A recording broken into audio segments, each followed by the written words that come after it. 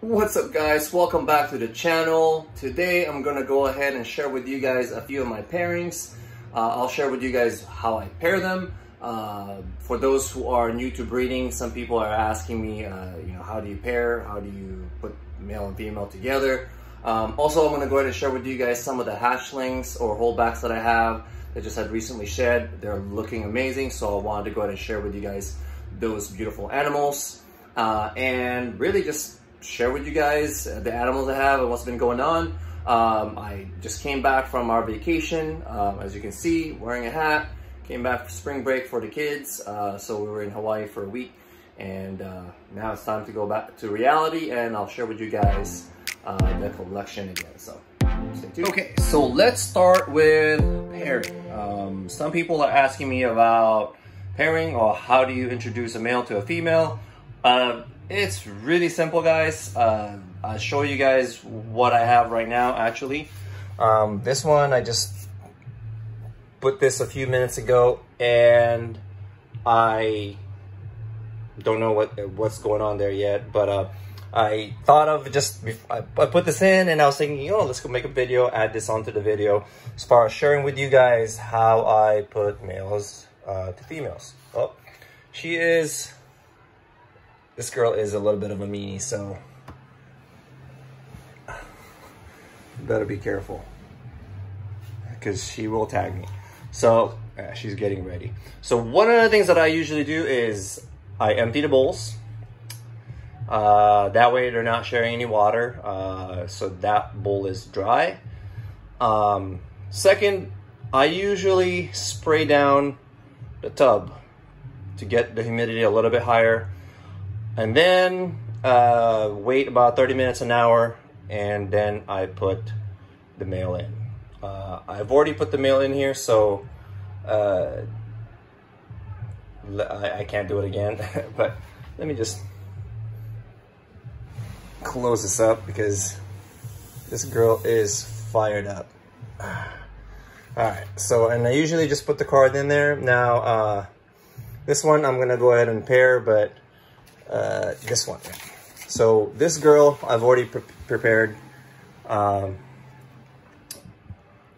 Emptied the bowl, misted the tub. She just recently had a shed. She's looking thick, so I'm gonna go ahead and pair her. I've been pairing her since last year, and she didn't go. So I'm hoping that she will go. I was pairing her at the same time with my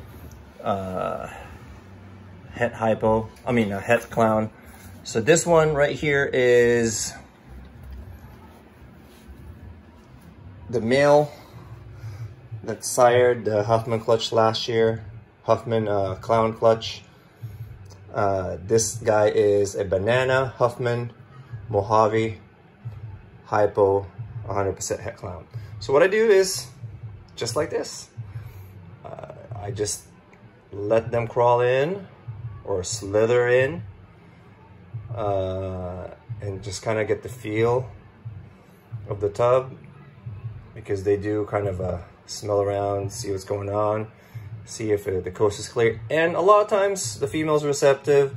Sometimes when you do introduce, the female will kind of arch or buck off the male, and sometimes there's a little bit of fighting, but not intense fighting, because if that's the case, you may have a male, not a female in there. So, but sometimes the female doesn't want to be touched, they're just not in a pissy mood, and so you'll kind of hear a little bit of a scuffle in there, but typically they don't fight.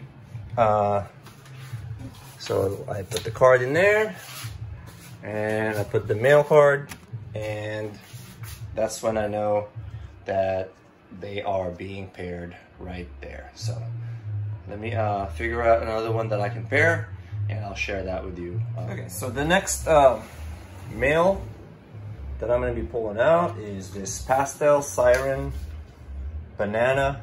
I've had him since a hatchling. He's been a proven breeder many times over. I love using him because he is an act-like super. ALS. What that means is anything that I pair him with, the minimum that I'm gonna get is the Huffman or the Cinnamon. And with this male, I will never produce a normal. So that's one of the reasons why I love using him, is because I can pretty much guarantee that I'm gonna get at least Cinnamon or Huffman in his babies. So the female that I'm gonna be pairing him to is this leopard butter pinstripe, possible pastel. And I'm gonna go ahead and get him in there. And so I just kind of let him crawl and just let him feel his way through in there, and then just close it up. So oftentimes that's what you get, is just the hissing from the female, because a lot of times she doesn't want to be bothered. So there you go. I don't know where the cards are. I have to put them together. Oh, found it. And the cards are right there. So I just put it right there. And there you go. So I usually just leave them alone there, and I try to pair at night, and I check on them in the morning. If it's early enough in the evening, if I have enough time, I'll come back late in the evening and check on them to see how they're doing, make sure that, you know, they're not fighting, everything's okay, and if we get a lock, and then I record that lock with a picture. So there you go. So this one's not going to be paired. I think I'm going to wait. I'm going to feed her first. She's around 1,800 grams, but I think I'm going to wait. I'll show her. There you go. So this is a freeway female. I was going to go ahead and pair her to the Hidden Genome gravel male that I have to make some gravel asphalt and more highways. The good thing about this female is I'm going to produce either a yellow belly or asphalt and no normals. The hard part is I just can't distinguish between the two. So I wish I had a super gravel or a super asphalt, but I don't. So I'm going to try to make a super gravel or gravel asphalt, so at least I have something that will act like a super. But yeah, there you go. There she is. So I'm gonna go ahead and put her away, and we'll go to the hatchlings that just recently shed. Okay, so this first one I'm gonna show you guys is a Mackenzie combo. This one is a Pastel Enchi Mackenzie.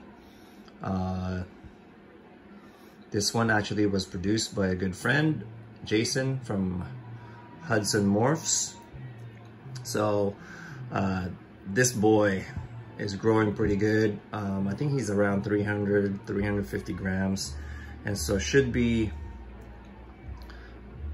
breeding in maybe 3 months. He'll be up to size by that time. Just to kind of give you a comparison with another Enchi combo. This is an Orange Dream Enchi combo. I mean, look at how the colors are. They have a slight difference. This one doesn't have pastel. This one has pastel, so it's a little bit lighter, but Pastel Enchi doesn't look like this at all. So it definitely has a little bit more. It kind of looks like it has fire, and from what I've seen, fire and Mackenzie really go well together. This particular one, maybe I'll pair it to a fire combo in the near future when he is ready to breed. This guy right here is breeder size. He can start breeding already. He's probably around 600 grams. And so he is gonna be seeing some ladies this year. So there you go. they're gonna start wanting to leave. So let me go ahead and put them away and grab a few more that had to shed. Okay, so this one right here also is an Enchi. I just recently posted a picture of her on my Instagram. This one is was produced by James O'Hara from Morph Mechanics. I've shown this girl during an unboxing, and this girl is a Pastel Lesser Enchi, Possible Orange Dream. It's just amazing how Enchi changes the pattern or the look of a lesser, because lesser doesn't look anything like this at all. And I have an adult one, but this one doesn't have pastel in her. This one is just a lesser Enchi, and kind of give you guys a comparison on how clean this one looks. And kind of I'd say most likely this one has OD, or the Enchi on this one is just really good quality. But this one, as they age, you know, some of the colors, some of these brown tones will kind of blend in. Still an amazing combo. I really love what Enchi does to lessers. I have kind of a soft spot towards them, and I'm looking forward to possibly making super Enchi butters, super Enchi ODs, or even super OD, super Enchi. We'll see in the future what we can do, but definitely these two I'd try not to breed together because both of them have butter or lesser, and the problem with that is if I make white snakes, I can't tell what else is in there. So that's the only unfortunate thing in there. And even with super Enchi, the pattern doesn't get retained, so I will never see, and it's hard. Even some people say you can see the pattern if you blacklight it, but you know, I still can't see it that clearly or distinctively that, you know, I'd be willing to take that risk. But she is a very nice combo. So I'll show you guys a couple more and we'll wrap this up. I don't want to make the video too long. Okay, so this one I also just posted on my Instagram. This one is a 2020 hatch, produced here. He is a pastel, hidden gene Woma, gravel, and 100% het hypo. I can clearly see the difference what the het hypo is doing. That the dorsal on this one is a lot brighter. The head is a lot brighter than the other pastel hidden gene Woma gravel that I produce, or gravel or yellow belly. This one definitely has a different look to it, to him, and he is a product of pairing gravel hidden gene Woma and a pastel hypo female that I thought looked a little bit more like a yellow belly, so I tried it, but no ivories, or no high waist, so I believe 7 or 8 eggs and no high waist, so I assume she is not yellow belly.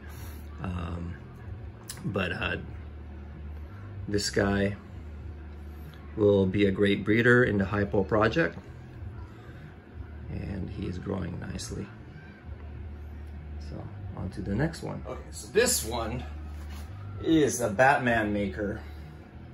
Although she is not 100% het clown, but I think she will prove. She's a 66% het clown, spot nose leopard, pastel, 66% het for clown, and look at that. I mean, she is gorgeous. And you know, I never noticed that, but her eyes, actually it looks like it has an X on them. So look at that.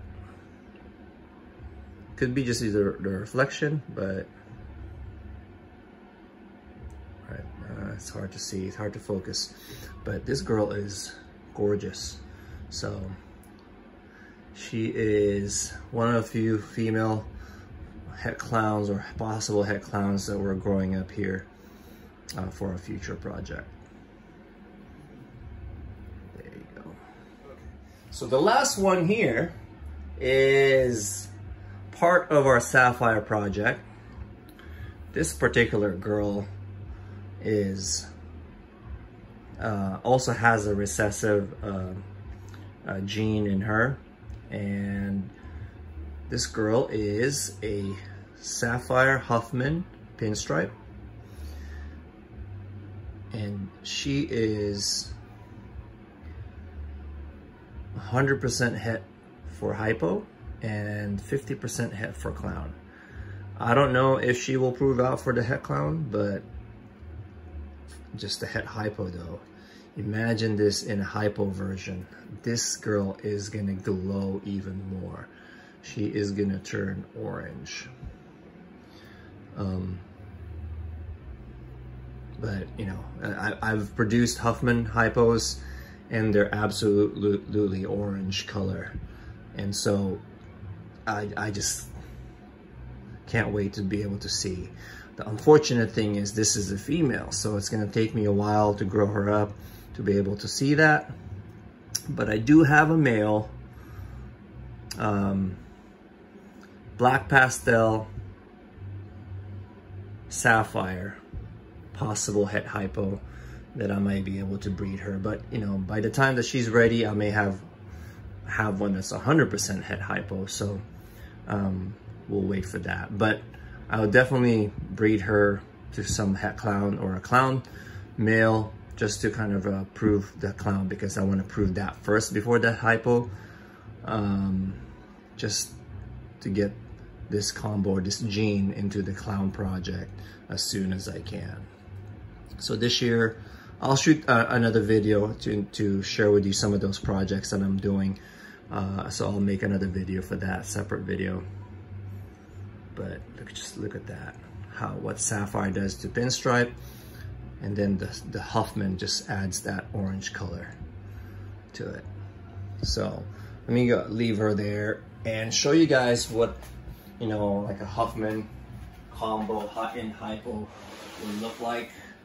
I've shared this male before in the past, but this one is Champagne Huffman hypo with that ringer. See how orange it is? So I'm just thinking, you make this hypo, it's gonna turn that orange as well, but you just never know what it would do.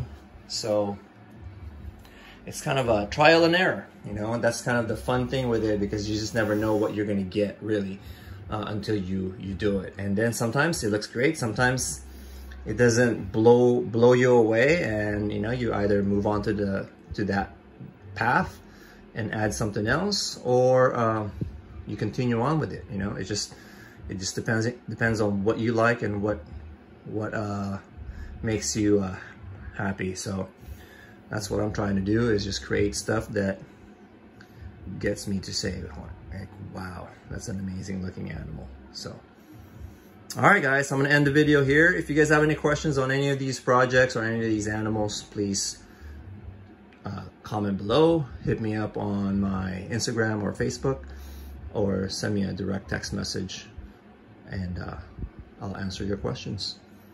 All right, guys, thanks for watching. Till next time.